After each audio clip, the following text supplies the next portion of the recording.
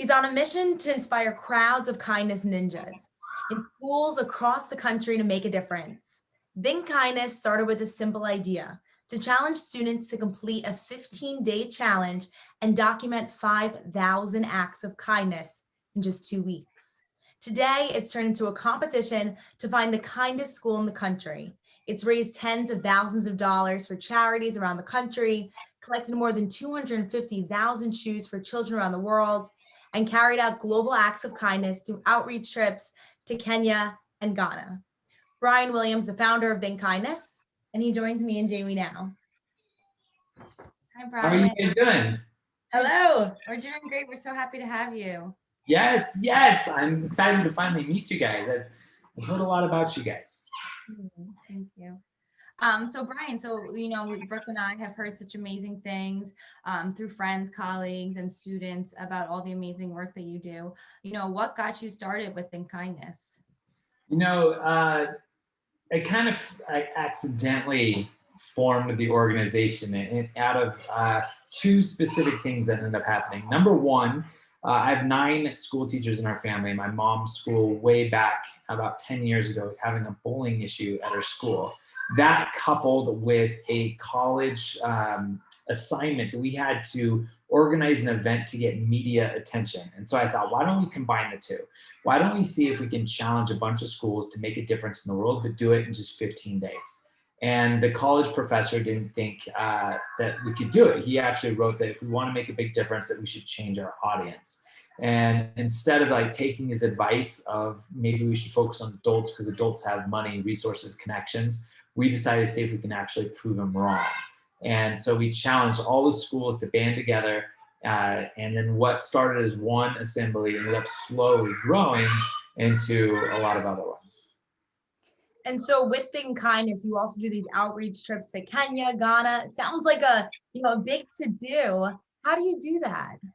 So when we were first working with middle schools and high schools, we wanted to figure out a way that we could not just make a difference within the community of the school and of the students, but how can we literally make a difference in the lives of people around the world? So a lot of us here, you can change the world, you can change and impact people around the world, but we actually never get the opportunity to just do it. And so we wanted to say, hey, let's do it, and let's do it in 15 days, right? 2 weeks. And so we collected a bunch of shoes. And in 2009, we began our very first trip to Africa. And what we ended up doing is we ended up loading up a bunch of shoes and literally taking them on a plane all the way to Africa. I actually have a video. I'll share it right here. Wow, that's amazing. So this is actually us loading up all of the shoes and bringing them to the airport. Of course, when you get to the airport, the person behind the counter is like thinking you're nuts, right? And so we loaded up all the shoes from the schools, we threw them onto the airplane, and we began the trip to Kenya. And on my very first trip, you're nerve-wracking just because you're going someplace you've never been, but then you wonder, did our shoes actually make it? And so they did, but they also got really, really, really beat up. And so a lot of people, when they think of Africa, when we go around and talk about Africa, a lot of people don't realize just really how big Africa is. Africa is huge, right? It's a massive continent. It has big cities. It also has the pyramids, and it has some of the world's most gorgeous beaches. But where we decided to go is to go into the most rural part in central Kenya. And so Kenya houses the world's largest slum. This is Kibera slums. Over 1 million people live in an area the size of a small college campus. And the orphanage that we were going to has 3 different types of orphans. The first orphan is you're an AIDS orphan. Your parents died of AIDS.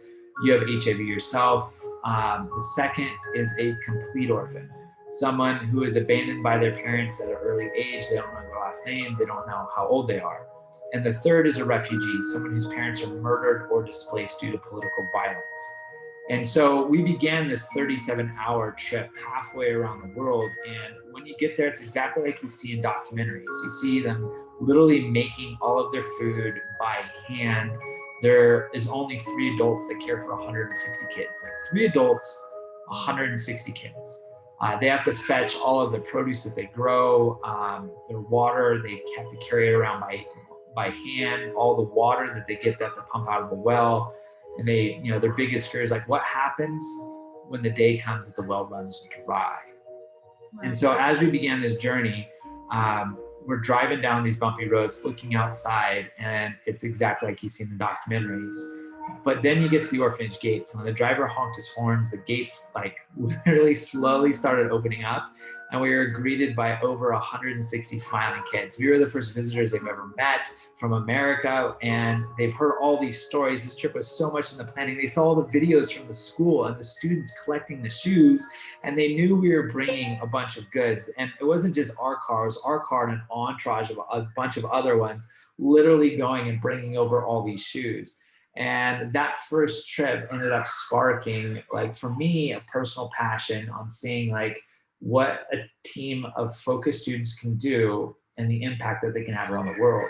And after that first trip, now we go back every year. So now we partner with orphanages in Ghana, Tanzania, Kenya, and we're even adding another one in Jamaica. That's amazing. I have chills like watching this video, the impact that, you inspire others to do those kind of acts and just make the change that you can make. That's really amazing. Yeah, no. And so like you work with so many kids, and you were, basically a kid yourself when you started this. And, I was 14, Jaimie was 18 when we started P.S. I Love You Day. And I feel like the biggest thing is like, how do you get people to take you seriously? You even said that your teacher didn't believe in you. And so what do you think it is that to really, say, I'm going to make a change, I'm going to do it, and do it? Yeah, well, I think any student that's watching this, if you think of all the people that are your quote unquote haters, the people that constantly put you down, the people that tell you you're not good enough.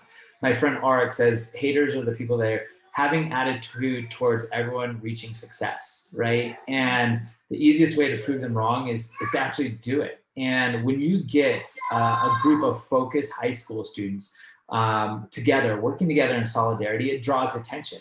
Like we set out our original goal is to collect 5,000 shoes. And even the newspaper posted an article that says local students think they can collect 5,000 shoes, right? And that was just backing up exactly what the college professor was doing. They were saying, look, they think they can collect all these shoes. Well, lo and behold, they were right. We didn't hit 5, we hit 8,000. And then once we did that, everyone wanted to get involved. When they see a group of focused teenagers working together to make our world a better place, it draws attention because it's showcasing that there are real life world changers right now in our midst when we're surrounded, especially nowadays, with all this negativity. Like people are yearning to see those world changers, those heroes emerge. And for me, when I was in young in college starting this, people thought we were nuts. But then when they saw the shoes getting collected, when they saw the pictures of us going to Africa, when we came back, we showed the pictures to the students. All of a sudden, everyone's like, okay, what's next? What's next? What else can we do? Now, so with everything going on, obviously with COVID and the pandemic that has faced us, a lot of young students are feeling that at times, they used to do such kind acts for their families, friends and loved ones. What's your biggest piece of advice for kind acts, to also keep socially distant, because unfortunately we can't be near everyone that we love right now just to stay healthy.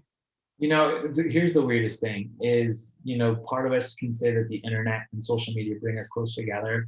I think it also pushes us really far apart. And the biggest thing anyone can do is to be kind of like on a lonely lookout, to reach out and say hello to somebody, to reach out and give someone a compliment. And it's so important. As big as some of the schools are, everyone has that intuition that when someone just needs that compliment. I give the example, like I'm sure, can you guys tell when someone's smiling even when they have a mask on? Yeah, you can tell. You totally can. How crazy is that? And that's just because your intuition, you for some reason, you can read the body language. And we all know when someone just needs that casual, hey, how's it going? Or to give someone just that little shout out online or that extra comment. So one little act of kindness you can do is just to be there for other people, to reach out, be present, which is so vital to even what P.S. I Love You stands for. It's to let everyone know that they matter. And it's really important for all of us, despite all the craziness going on right now with people being isolated or at home or quarantining or living your life completely now online. It's really important for us to just reach out and be there for somebody. And so how can schools get involved in your 15 days of kindness? How does it work? So if schools want to take on the 15-day kindness challenge, which basically what we'll do is we'll pin your school against other schools across the country to see which school can make the biggest difference in the world. So they can reach out to us at thinkkindness.org. So that's way you can get involved in number one. Number two, if you want to go to Africa, we have 4 trips a year. So I'm recruiting you two right now, just so you know that you need to come on one of our future trips. All right, there you go.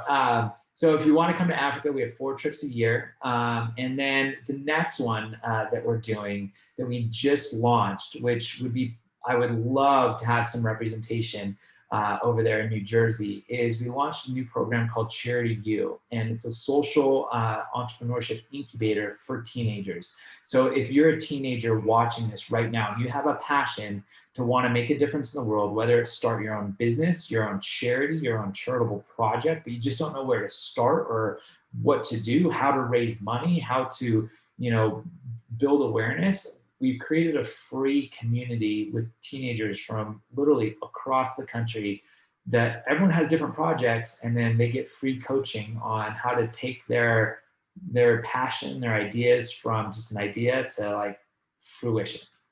That's amazing. So all you teenagers out there listening, make sure you take note. That would be amazing for them to join. Mm-hmm.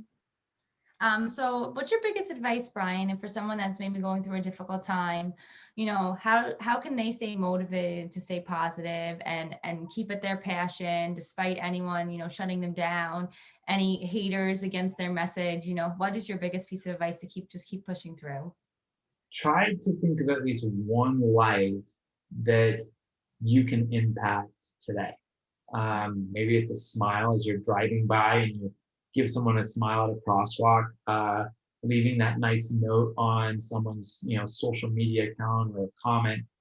Because once you do an act of kindness for someone else, it shows you that your life matters. Like you have passions, you have talents, you have our world needs you now more than ever before. And if you're going through a tough time right now, just know that right now, this is to make you better for the difference you're going to make in the future. I always like to quote, smooth seas never made good sailors, right? So if you're going to go sailing across the ocean, you want a captain that's weathered some storms, right? And just because they're experienced. And so, yeah, you might be weathering your storm right now, but just know it's because there's something greater in store for you in the future. It's making you stronger. And you can prove it to yourself by just going out and try to just impact one life, as simple as it may be. Brian, that is so beautiful. Thank you so much. Yeah, Brian Williams, founder of Think Kindness. Thank you for joining me and Jaimie. And Yes. if you guys want to get involved in Think Kindness, be sure to reach out to your teacher, your principal. We gave them all the information. So we hope that you guys take part in this 15 days challenge and spread kindness always. And thank you, Brian, for helping us with our mission of making sure everyone knows how much they matter.